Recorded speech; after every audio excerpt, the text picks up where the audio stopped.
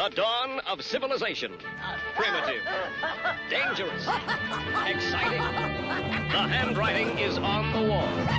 If the human race is ever going to amount to anything, it needs the most civilized caveman I have ever seen. Look who's come out of his cave. Hey everyone, thank you for tuning in. This is James from Cave Dweller Music. I'm with my co-host Brendan, and today we have both members of Sarcoptes. That is a Sacramento, California band that plays a fantastic blend of thrash and black metal.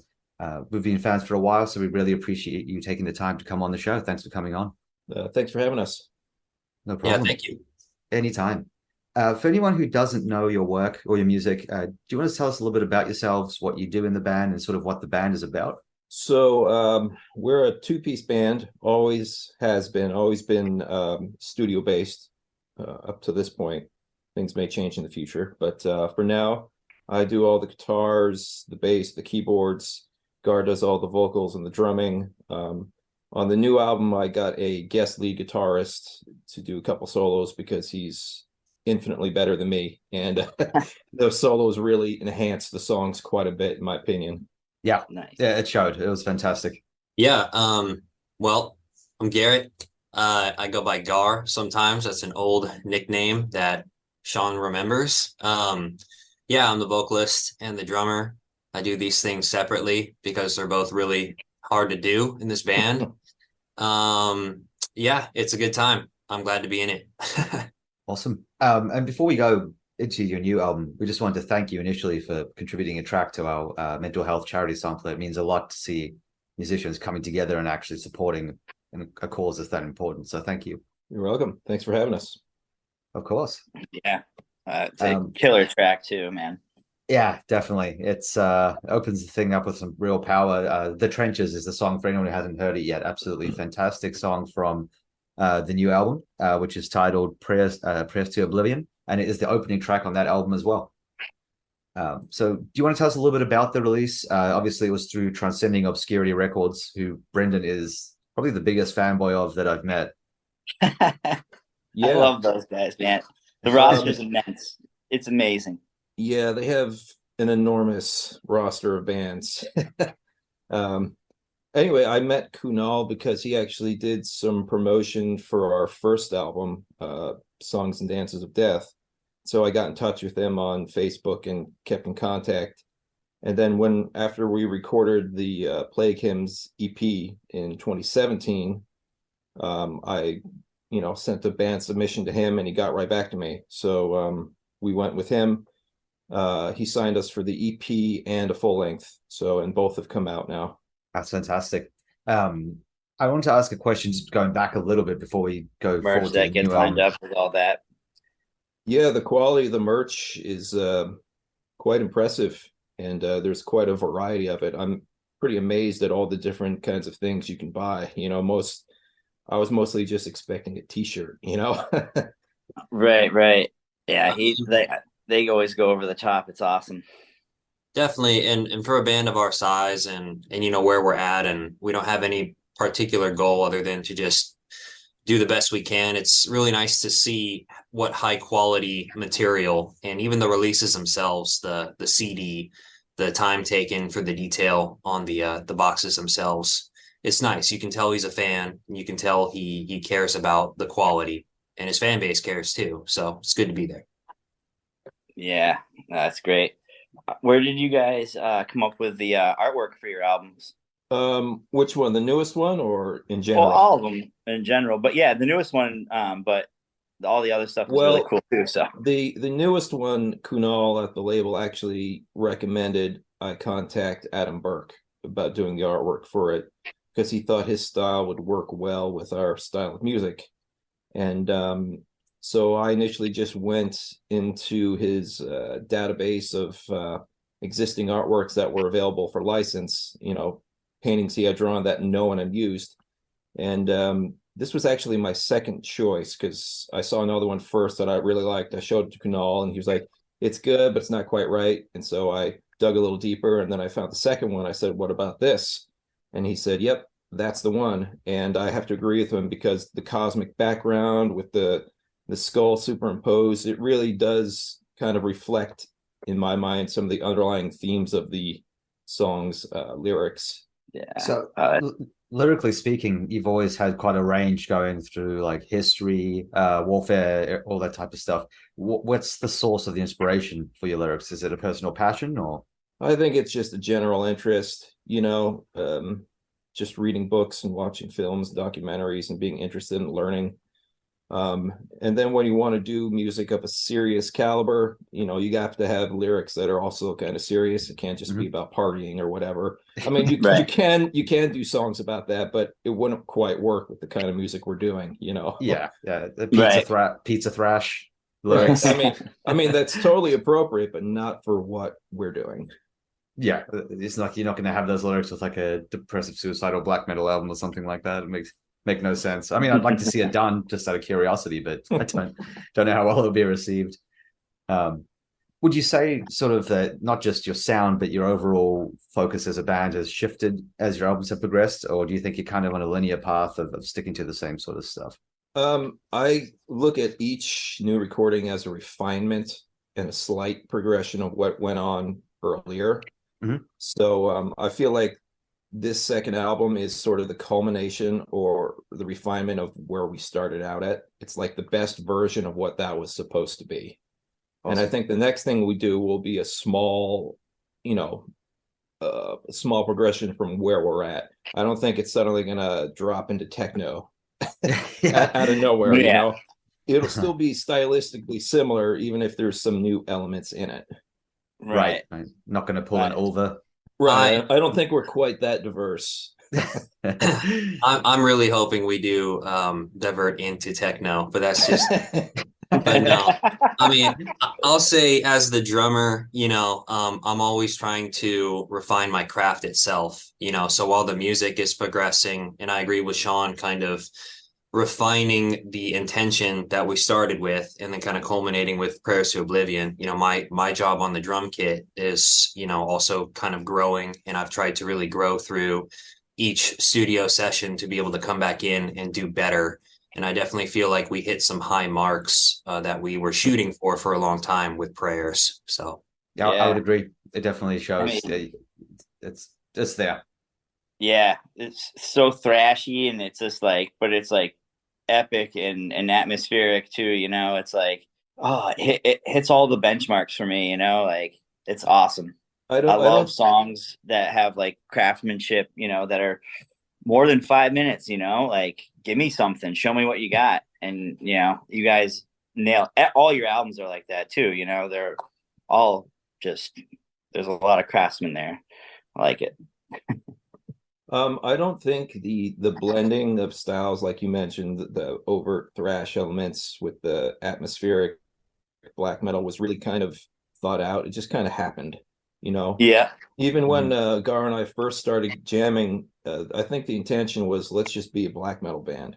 And but the very first two songs I brought him were very thrashy. And I think when I first played them for him, Gar's like, what is this? I mean, there was some black metal in there, but there was other stuff in there. And I think once we rehearsed it a few times, it's like, okay, I got it. But and I think that's just my background, like learning to play guitar via Metallica and Slayer, and that just comes out in my DNA, like Slayer. Yep. Metallica. Yeah. Well, I was listening today actually songs and Dances of Death and the song the Fall of Constantinople. And I was just like, wait, am I listening to Slayer right now? Wait, what happened? And I had to double check, and I'm like, whoa, this is awesome, man. Like it was like a little nod there. I assume like it's great. Yeah, the intro riff is fantastic. Yeah, I'm just like, wait a minute, and did something happen to my like internet and I'm playing something like what it's awesome. Yeah, that's probably the thrashiest song on the album. That's actually the first one I wrote too. So okay, really, I liked it a lot. I'm going to ask you a slightly loaded question then. If you're a Metallica fan, what are your thoughts on the new album? Oh, I've only heard it once. I mean, I thought it was pretty good. I mean, there's parts I really liked, but I mean, it didn't blow my mind or anything, Right. but I mean, there's definitely stuff on there. I'm like, okay, this is cool. I enjoy this. I suppose if I listened to it 3 or 4 more times, I'd probably be into it a lot more. But Right. on the whole, I thought it was pretty cool. My biggest takeaway was that if they trimmed the songs down a little bit, some of those songs, if Yeah, they've been shorter and punchier, could have actually been better. I've heard that a lot too. Like a lot of the biggest criticism is the song should be trimmed like 2-3 minutes each. Yeah, yeah. And I can definitely feel that. I mean, a lot of people said that about Injustice for All too. Mhm. And I don't quite agree with that. Maybe 1 or 2 songs on there could be a minute shorter, but Mhm. I think that the huge, complicated, epic arrangements on that are exactly what they were trying to do. They're Right. trying to be the most progressive and technical version that they could, and they pulled it off. But once they got to that point, they couldn't keep doing that. Right. Yeah, I definitely agree. It works a lot better on that album because there's a lot more energy behind it and a lot more technicality, as you said. So it keeps it interesting for those Right. longer arrangements. But now they've kind of kept those long arrangements, and it's kind of just more of the same throughout. It's a little plotting. Exactly. Yeah. Whereas with Injustice, the music is so aggressive, and James's vocals in particular are so angry that Mhm. there's so much energy in it that a 10-minute song doesn't feel like 10 minutes. Right. And it's one of those few times when they have a song like One that's such a long track, but it gets played at parties or like played at like events or on the radio and stuff. You don't see that Yeah. very often with a song that long, but it's so catchy, well written that people still accept it anyway. Well, I mean, I got this. that song wouldn't make sense if it was shorter. I No. mean, if they cut it in half, they wouldn't have that huge, thrashy, Intro. fast out section, And then if Right. they cut all the mellow stuff in the beginning, all that explosion at the end wouldn't make any sense, Right. It's the Right. build So up. you need the whole 7.5 minutes to take you up, down, and out. Exactly. Yeah, I like that, especially if it's done well. Yeah. Yeah, I think there's a time and place for long form and a time and place for short form, obviously, depending what you're doing, breaking up. Like when we were putting our sampler together, that was one of the things we kept in mind the whole time because we had 35 tracks per volume, all different styles. It's like no one wants to have a 10-minute track backed by a 10-minute track. It's like you need something like a palate cleanser or a refresher or something in between. Right. And that's Uh-huh. why too, start off with a banger and then follow it up with something awesome too, and then kind of mellow it out a little bit and then go back into some bangers. You want them to listen to it and enjoy it, instead of just having all this abrasive music thrown at your face. I mean, obviously, if it's certain bands, you want that long form the whole way through. Like, you're not going to go listen to, I don't know, an Opeth song or something and be like, I wish this was 2 minutes long.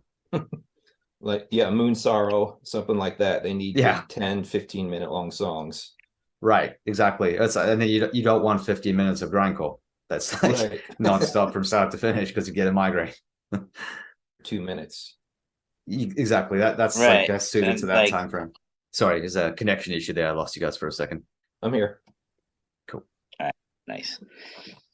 So obviously you said you have a lot of varied influences. That's your thrash influences on that side. Who would you sort of say of your black metal influences to the two of you? Well, I mean, the most obvious comparison we get is Emperor, and I think that's apt because I learned a bunch of their songs and then just started using their techniques to build my own. So that's pretty apt. But I mean, really, all those classic Scandinavian second wave bands, you could probably say bits and pieces of them are in our DNA, Dissection and Immortal and Dimmu Borgir, older stuff, 90s, early 2000s. So, and then, Dark Funeral and all that kind of stuff too. Right. The Satyricon, obviously, especially for me, the third album, especially, but Gar is a huge fan and he knows. I've heard their whole discography, but Gar knows it inside out. Yeah, sorry. Oh, go ahead. Sorry. No, I was just going to chime in. I mean, yeah, Satyricon, my fandom of them just kind of fell into place. I don't know. When I heard what they were doing and the way they were delivering it and even the presentation and everything, it had that power to it that I was really in awe of. I really liked their rock stardom and I was attracted to that. In addition to, I just think Frost is a great extreme metal drummer in terms of choosing shots and phrasing, in addition to being very fast and brutal at times. So yeah, I would say there's a lot of Satyricon in my drumming, a lot of 1349.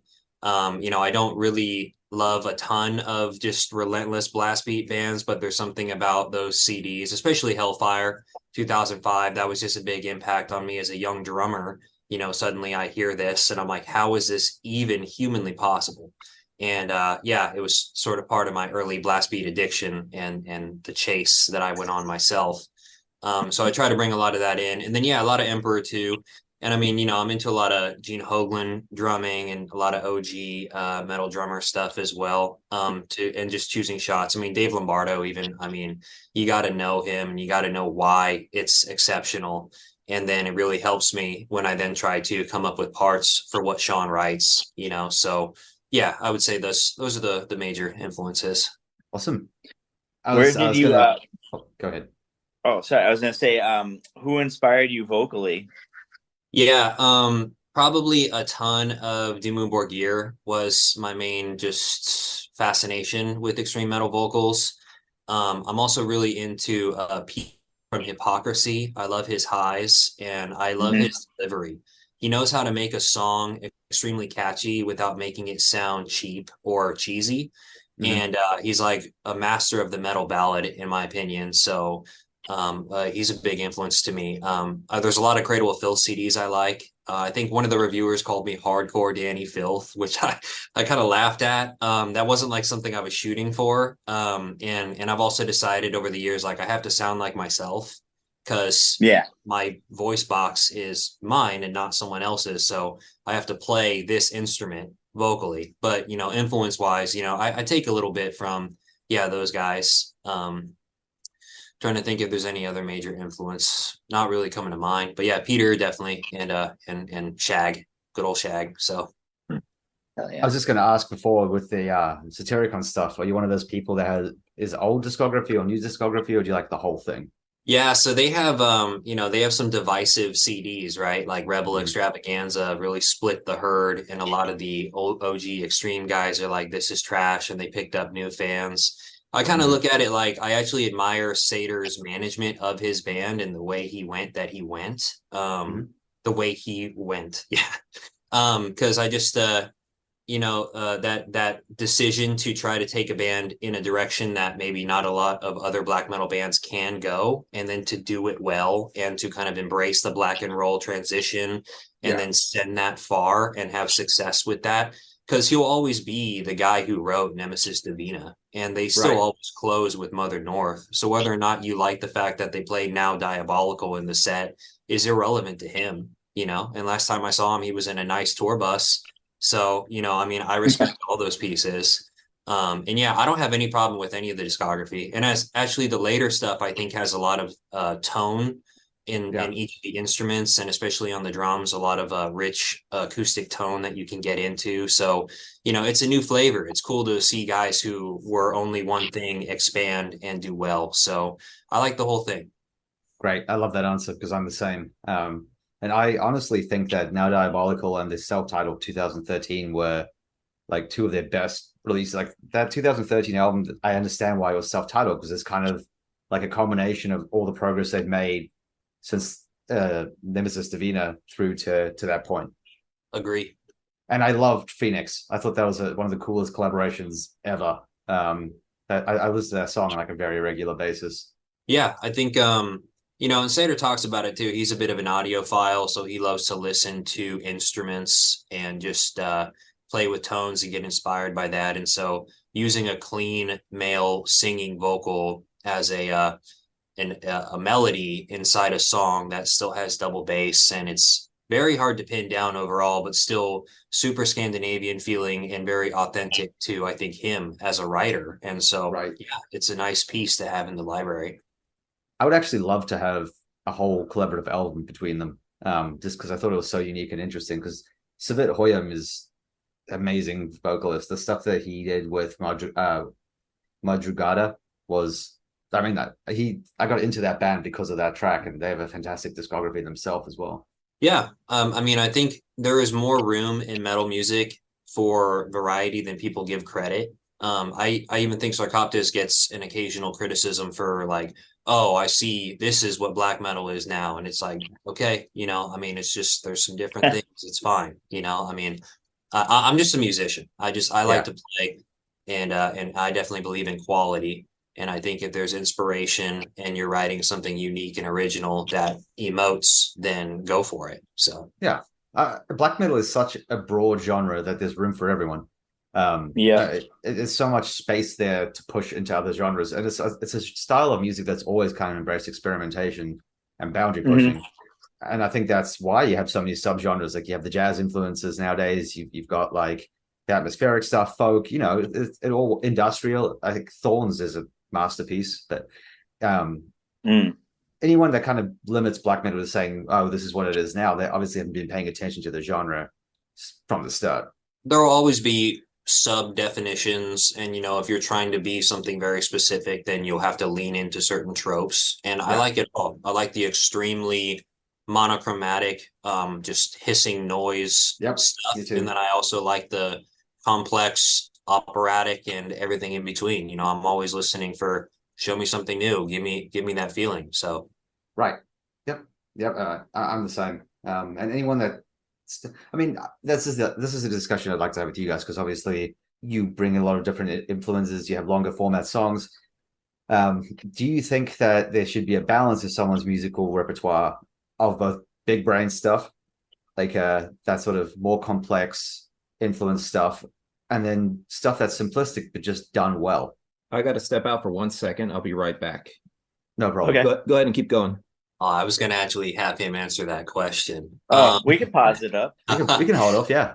I'll take a shot at it, and then you can feel free to chime in too. I mean, so if we're talking about, I guess what comes to mind with that question is, when a band has a sound, you can expand the boundaries, but then there's also going too far where you're just kind of shifting the whole thing. And now you've kind of kept the brand name, but you've changed what it is. And so I don't know. I think there's a fine line. Like there's things you can experiment with that go well and expand the musicality, like I was saying, or you can completely shift and sort of alienate your existing fan base while also not really drawing in something new.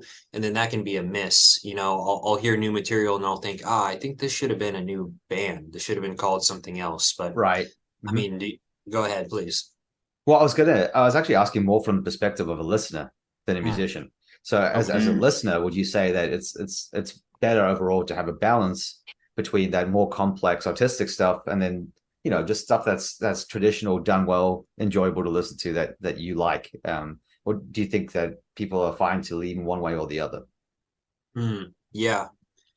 That's kind of tough to say. I mean, I feel like if we're talking like an album as a final product, it's hard to say what more should be in there than should not. I don't know. I mean, I like, for example, with Prayers, we chose the song Tet to do as the music video because it's one of the more straightaway songs, and it's just easy to take in, and it kind of lended itself well to the video format, because we didn't have a ton of highs and lows or big buildups. It was just kind of right away. So I think maybe that's more of the short form, like you were mentioning, as opposed to, and then we have long form as well. But honestly, I mean, when I listen, I'm not really picking apart what is and isn't there. I just take the whole thing in and decide whether or not it did something for me. So sorry, that's kind of a loose. No, answer. it's totally fine. I might help if I tell you where I'm coming from with it, because there was an article published last week that I read defining a style of music as bare metal. And what they said in the article basically is that bands that play music that doesn't push boundaries, isn't highly complex, isn't true art. So they listed off a bunch of bands that like are very popular, and obviously like bands like a Monomath was on the list and stuff, and that's fine. But there were some bands on there that I completely disagreed with. Like Goatwhore was on there, basically said that they're unintelligent music that isn't art because it's not complex enough. And I vehemently disagree with that perspective, because I don't think you can really define something as only being art if it's complex. Right. Well, I mean, if you want to get really snobby about it, I mean, there's people who look at all form of metal as sub-intelligent garbage, Yes. Oh, it's just a bunch of screaming and, blast beats and noise, and it's, it's crap. There's no talent. Or even if it doesn't require talent, that it's vulgar and it's stupid. That's bullshit. So I look at the example you just said is kind of bullshit too. I Me mean, too. are you going to throw Motorhead in the garbage because they didn't write 12-minute epics? Right, You know? exactly. Exactly. I mean, nobody did their shtick better than them. Whether you call it art or not, I don't really care. It's whether you like it or not, whether you connect with it or not. Exactly. That's what I put it down to as well. Art is something that expresses something, and if someone connects with it, then it's art. Yep. Yeah. Yeah, I'll just chime in. I mean, you mentioned Amon Amarth and Goat Horror, and the two things I thought of are how big those bands' crowds are every time I've seen them. So they Right. completely pack the house, huge fan base. People love to get down to their music, and they know that they need to play something straight away enough to get the crowd moving, and they don't stop moving until the very end of the show. And then they Right. stick around for an encore. It's what they've come to see.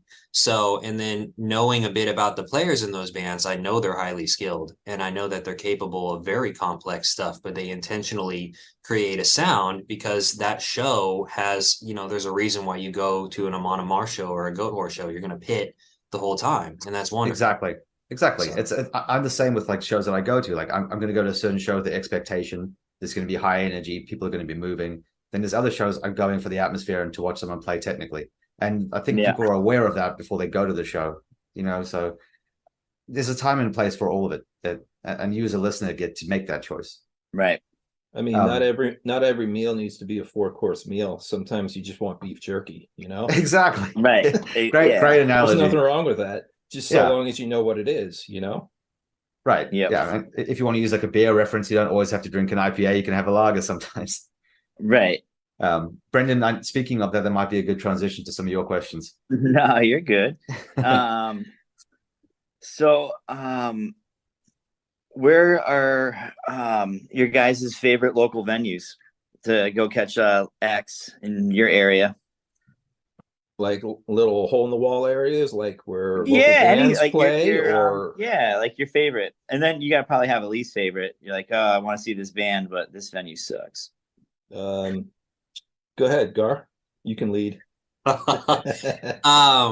Well, you know, and I've kind of been in the local scene for a number of years. I've played in local bands that play live too. I mean, there's a place called Whiskey Dick's in Tahoe that's usually got some pretty decent shows there, and there's a good, you know, local metal scene. You know, I mean, I don't feel like people necessarily select shows. They're just like, hey, let's go rock and let's see what's there. And so that's cool. I mean, we have an Ace of Spades in Sacramento that a lot of larger tours will come through. There's a venue in town now called Goldfields, which is sort of like a slightly upper end, but not as large as Ace of Spades. And I've already done a couple larger tours. Actually, I played with Goat Horror there last year, Soulfly as well. So pretty good spot, some good sound. I mean, there's a real hole in the wall in Sac called On the Y, where you can go and get absolutely shithoused and basically stand on the stage if you want. And so that's its own vibe. But Cafe Colonial is another one, like On the Y. Sure. Yeah. So there's all the levels, right? Yeah. Nice. Which one's your favorite out of all those, though? I really like Goldfields right now. I mean, their sound system is very new and loud, and so last time I took my drums in there, they sounded amazing. So cool. Yeah, I'm a fan of that place. I want to play there again. So yeah, nice. It's actually a pretty nice little venue. I've only been there once, but I saw the Melvins there a few years back. Cool. Yeah, I like when a venue's got like good space, this and that, you know, like parking, all that fun little stuff that you didn't really think about, you know, like all that stuff's kind of important too at the end of the day. You know, you're like, am I going to the bathroom inside of like a fucking can, or am I getting a clean toilet? Like, what's going on in here, you know? Fun stuff, you know? Yeah, there's a few places around here like that.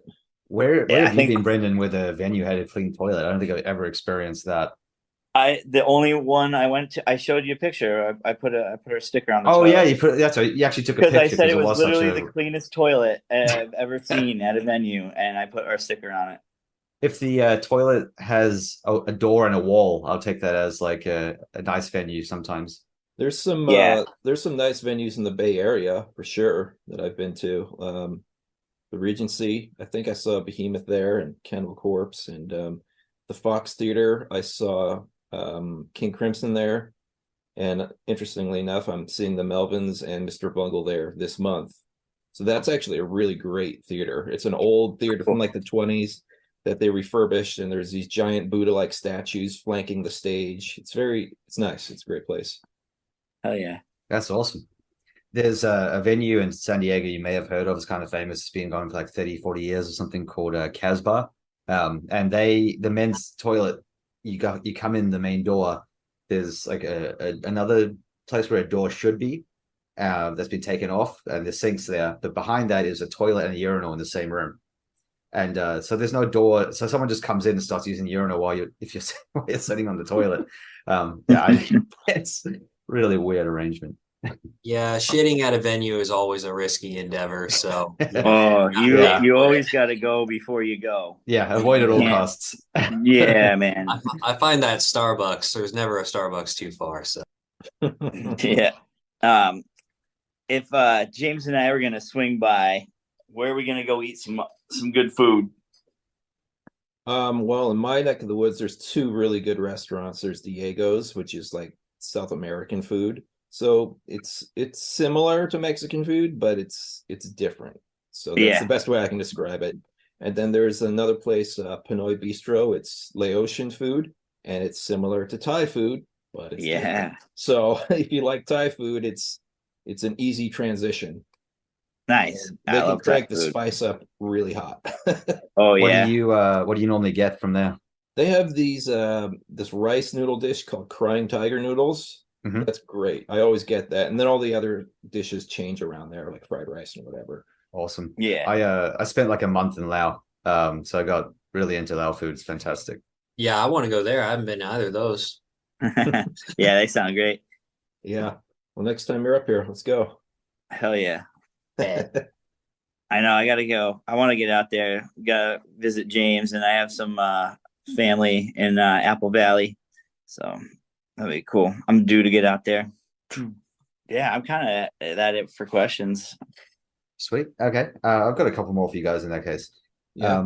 So if you could play with anyone that's currently in existence, like a band that's currently active, who would it be? You can give a realistic answer and like an outrageous answer if you like. Give me a minute. No worries. Gar, who's at the top of your list?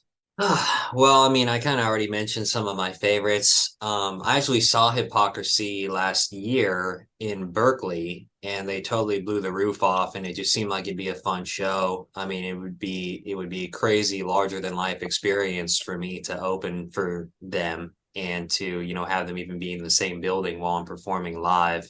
So yeah, I'll put it right there. I'd love to play live with Peter and his crew. That'd be pretty cool. Hell yeah. I think Cannibal Corpse would probably be a great show to open for, and it's not too unrealistic because I've seen some pretty small bands open for them, some small local bands that I'd never heard of before, and they were welcomed right in. So I think that would be a good fit. And they always have a pretty diverse package when they go out. They often have Dark Funeral with them or some black metal band or something. So it's pretty mixed up. Yeah, I think it was Dark Funeral on the last US tour, wasn't it? Together with them. Yeah. Awesome. Has there been anything in 2023 so far that stood out to you? Any albums that you would recommend to check out people might have missed? I just heard the new song from Black Braid. Have you heard them? Yeah, this Native American artist. Yeah. I heard one of the songs from their earlier release, and I thought it was like pretty good, competent black metal, but I didn't pay too much attention to it. But then when I heard this new one, I was very impressed. It was quite atmospheric, and it was just ticking all the right boxes. So I'm definitely going to look into that album. Yeah, he's really made ways for himself, that dude. He's done very well from his start point. His album kind of blew up internationally, which is cool to see. Yeah, I also think that the whole Native American culture and spirituality really fits well with the black metal vibe and aesthetic. I mean, it's quite a diverse aesthetic. You can do the whole, frost and mountains and forest thing. You can do the Satanism thing. You can do, Greek mythology, and you can do Native American spirituality and mythology, and it works perfectly. There's a really good band, I don't know if you've heard of them, called Pan American Native Front. I've heard the name, but I haven't listened to it. Check that out. It's great stuff. It's also Native American black metal, and they do like historical albums focusing on battles and stuff. It's very cool. And then there's a guy out of LA who we had on our podcast recently. Episode hasn't aired yet. Called Isatai, and he does Native American stuff out of Los Angeles. It's really cool. It's really raw traditional black metal stuff, but very Little cool Wolf. concepts. Yeah, he goes by Little Wolf. But what about you, Garrett? Anything stood out to you? Well, yeah, actually, my friends got me into the Native Pan American. What is it again? I'm about to misquote the Pan name. American Native Front. Okay, yeah, they started showing me that style. I was definitely into it. Really cool, unique stuff. I'm really bad with like new music, but I've been listening to a lot of dungeon synth. I don't know if this is a genre. Yeah, But we love Dungeons and because I try to find music like I'm either like metal, turn it on all the way, or I try to find music that almost like doesn't even have drumming because I kind of get exhausted, you know, by that sound. And so I have been liking a lot of dungeon synth lately, and even just like chill hop and stuff like that, just to as something to kind of zone out and give me a more like mellow feeling while I'm training or whatever. So, but I mean, there's a band called Freyer, F-R-E-R, and it might just be one dude, but he had a dungeon synth release 2022 that I really like. It's very cool, somber music, and you can read to it and stuff, and so I'm digging it. that's awesome. So Nice. we're actually putting Check together Speaking of dungeon synth, my friend Jacob, he has his own dungeon synth one-man project called Shrouded Gate, and they have a new album out. I listen to all this stuff when it comes out, and he was actually part of Graven Earth Records, who did our cassette release for the first album, and that's awesome. how I got in touch with him. And he cranks out like 2 albums a year. I don't know how he does it, but so yeah, Shrouded Gate. I've been listening to his stuff too. Awesome. We're actually putting together a Dungeon Synth charity sampler for later this year, so I might contact him and actually see if he wants to be a part of it.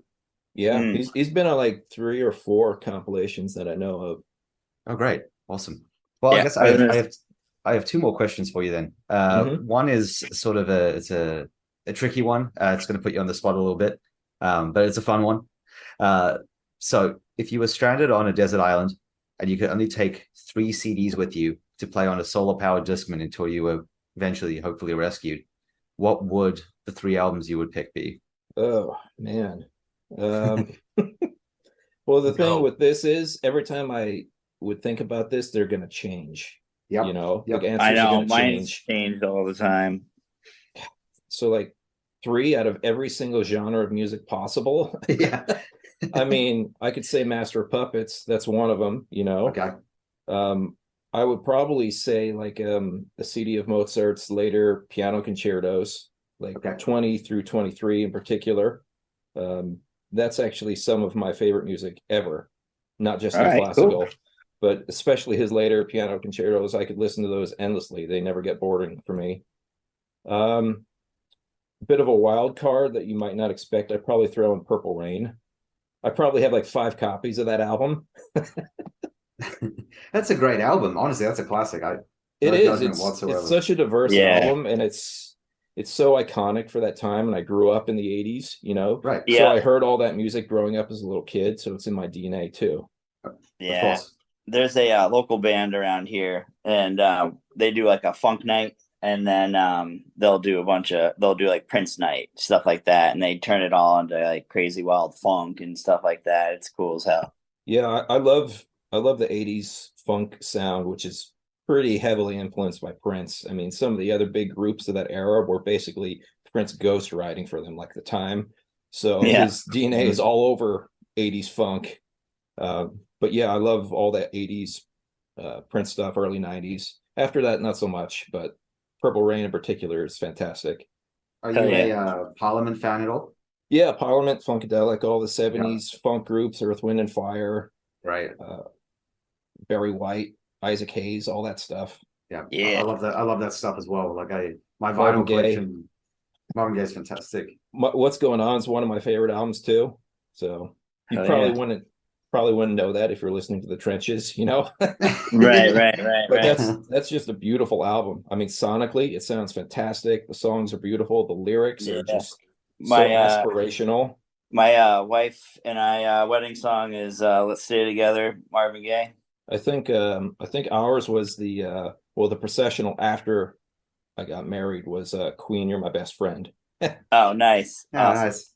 Yeah, well, my answer is just keeping it metal. I think I should have known that Sean would have like this super diverse, musically informed answer, and I just think of the three metal CDs. But I mean, so yeah, so I would take Spiritual Black Dimensions by Dimmu, Nice. and then I would take Virus by Hypocrisy, and then I would take Hellfire by 1349, and I'd be good. Nice. Awesome. Yeah, I think Spiritual is an incredibly underrated record. I mean, Yes. a lot of people dismiss Dimmu entirely as, fake black metal or whatever. They're full of shit. In their prime, they were awesome. And that record in particular is incredible. It's so murky and atmospheric. And then the lead guitar on top of it just adds so much to it. That's a great record. I bought that when it came out brand new. I'd only heard like one of their EPs prior to that. And back when I had hair, it stood on end when I first heard it. That was actually the second black metal album I ever heard. The first was Il Sorte Diavole by Dimmu Borgir. That was what actually got me into the genre to start with. So, yeah, I've never understood the hatred towards Dimmu Borgir. I think they have some fantastic stuff throughout their discography. I mean, the last album they did, I did not like at all, but there's a lot of stuff in there that was decent. Yeah, the last album, I didn't even get through the single. It was bad. I watched the video. I watched maybe half of it, and it kind of sounded like Dimmu Borgir covering Nightwish to me. Exactly. And so I just turned it off. Yeah. I mean, bands rise and fall, and I feel like a couple of their CDs, at least for me, Spiritual Black Dimensions, and then Puritanical, especially the drumming on that CD. I think any blast beat drum nerd knows that CD and knows that it kicks ass. So it's hard to keep pushing that, so if you lose that flame, but you want the brand to keep going, or you want to keep releasing music, you run the risk of falling short of your prior successes. So, that band will always be those great CDs. So I got no problem with it. I mean, so. Yeah, another big band for me who kind of had a falling off too would be Morbid Angel. Like, I was about to say that. And that was literally like what I was going to say when you were done talking. I'm a big old school Morbid Angel nerd. The first two records in particular, but I mean most of the classic era stuff is good. Covenant, even Domination, Formulas is killer. Yeah. But yeah, they made some bad decisions career wise that they've never quite recovered from. Right. I mean, which is sad because. Oh, go ahead. Sorry. Oh no, go ahead. So when I saw Morbid Angel live a few years ago with Cannibal, and it was kind of sad because there's like 3 people in the Morbid Angel merch line, and the Cannibal line was like out the door. And that just shows you how releasing consistently good albums consistently is so important, instead of taking like 6 to 8 years and then dropping, an album that sounds like 90s club music with, death metal on top of it. Yeah. I think we know what album you're talking about. Yeah. That was a hard listen. I actually just listened to it for the first time in its entirety recently because I went through their whole catalog. I'm like, I'm going to give this an honest appraisal. And, it has a few decent moments, but the few decent moments don't lift the whole thing out of it. No, there's a couple of tracks on there where I was actually laughing when I heard it the first time. I was like, are you serious? Like, what? Yeah. What is this? Like, if it had been like a David Vincent solo project, I don't think anyone would have cared. No, totally fine. But it's the first Morbid Angel in 8 years with David Vincent back on vocals, and people are like, no, we want Altars of Madness Part 2. That's what we want, Yeah. Or at least Gateways to Annihilation Part 2, something, Yeah. Gateways is actually my favorite later Morbid Angel album. Like, I absolutely love Gateways to Annihilation. Because I think it kind of transitioned them perfectly to their heavier sound, but it did it like the one before it, Formulas Failed to the Flesh, was kind of a transitioning album between the old sound and then that later sound. But I thought Gateways kind of perfected that later sound. It's its own beast. It's a very strange sounding album, but it's also very cool. Yeah, it's very cool. It's just got such a solid mid-tempo pace the whole way through. It doesn't like deviate from that, and it kind of just keeps it heavy. It's just so heavy, like from start to finish, because of that tempo. Yeah. So I have one more question for you. Are there any local bands in Sacramento that we should be checking out? So anyone you play with, anyone you recommend? Well, Gar knows a lot of the local bands a lot better than I do since he's constantly doing shows. So I'll let him start. There's a couple of old ones that I know that I like a lot, but they're no longer producing music. Go ahead. Uh, local bands should be checking out. Man, I feel like I should know this answer better on account of the amount of local music I do. Well, I'll tell you this. I'm in a band right now called Purification by Fire, and they're from Tahoe area, but we play Sac a lot. That's the last band that put me in the studio. And so, yeah, I recently just checked off their CD. And so I'm hoping that gets out and you guys can peep that out. We're actually going to play a show here coming up in a couple weeks in Tahoe. So that's one. And then I guess the other band I'm in is called Darkness Everywhere. And they're actually from the Bay Area. And they've got some pretty heavy hitters in that band. The engineer that did Prayers to Oblivion and did Plague Hymns is actually the bassist in that band. So literally every time we jam, I have this brutal high tier engineer breathing down my neck. And so it's like really intense. Like I always feel like I'm like in the studio, like sweating to play good, but it's made me a lot better as a result. And they're really awesome dudes. I like jamming with them. And they just released a single, and I think we're going to go shoot a music video here in a couple weeks. So yeah, Darkness Everywhere. You can check them out. They got the stuff on Spotify, and I'll be doing some more shows with them coming up. So yeah, those would be the two for sure. Awesome. Yeah, that's good. I was only thinking specifically like Sac area, but if you broaden it slightly, he's correct. Darkness Everywhere, very good. It reminds me a lot of like melodic death metal, like At the Gates kind of style. Very catchy kind of stuff, Iron Maidenish harmonies and that kind of stuff. So yeah, good stuff. But yeah, I haven't been to local shows regularly in several years. And so a lot of the bands that I used to see regularly are defunct or on hiatus. So I'm not entirely sure who's out there, or I haven't heard much of them. But a couple of really old ones from the Sac area that I loved.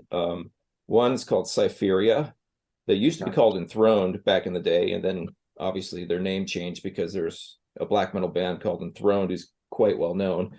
But Cypheria, and they had sort of a Nocturnus kind of vibe, sort of like Morbid Angel, but with keyboards and technicality on top of it.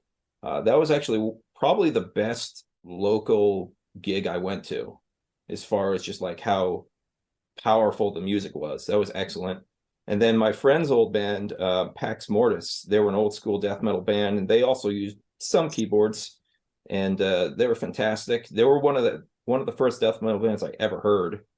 And when I first heard them and first heard of them, I was so naive. I thought they were like a big death metal band that everyone knew. I thought they were like, Obituary, or band of that stature. And so when I found out they were local, I was like, oh, well, that's different. Hell yeah. Yeah, I kind of think that keyboard in death metal is underrated. I would love to see more of that. Yeah, I think in particular that Nocturnus album, they welded the keyboards in there perfectly, that first record. They did. Yeah. Yeah, they wrote with the intention to have it as a key part of the music, not an afterthought like some of the stuff you hear. Right. Not just like in an interlude or like a little choir in the background for 3 seconds. Right. Exactly. Like you get a lot of stuff where, and Dimmu Borgir does this well as well. It's like it's a key part of the music. It's not just like a flourish. Because you see a lot of bands that like we have keyboard driven black metal, we're symphonic or whatever, but then it's very clear they wrote it with a guitar lead and then just slapped some keyboard. Yeah, just copy what I did, put on top of it. Yeah.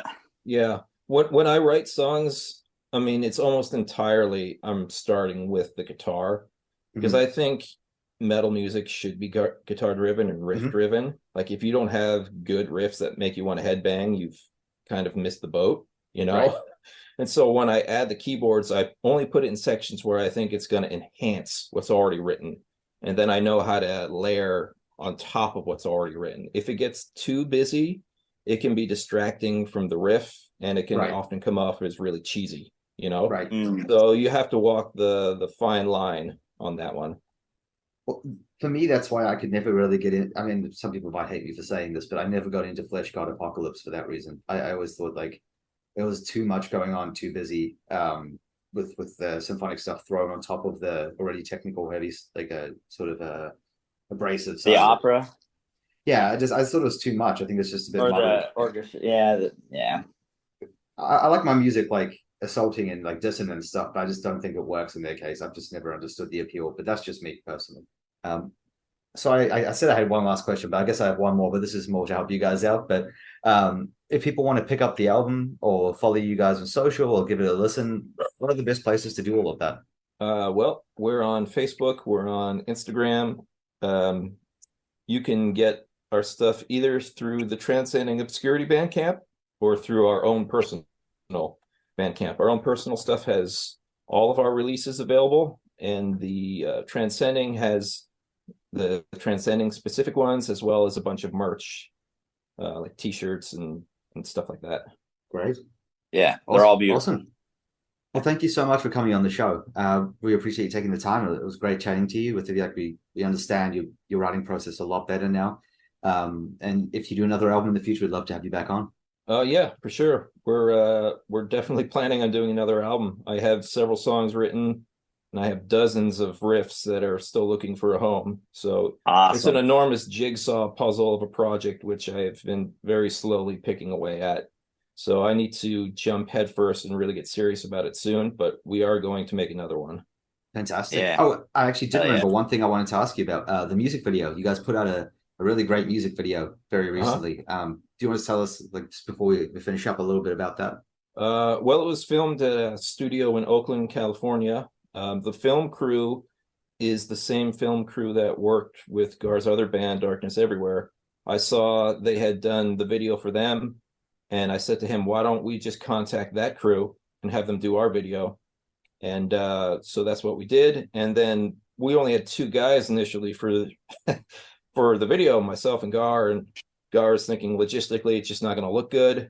And so after, some back and forth, I decided, you know what, he's absolutely right. So we enlisted a couple other people to fill up the roster. So we have a full band playing the song. So my friend Mark Nocerino is on bass, and our friend Gabe Sieber is on drums. And Gabe is also a local guy we've known forever. And he's been in a bunch of local bands, and he's played with some pretty big bands too.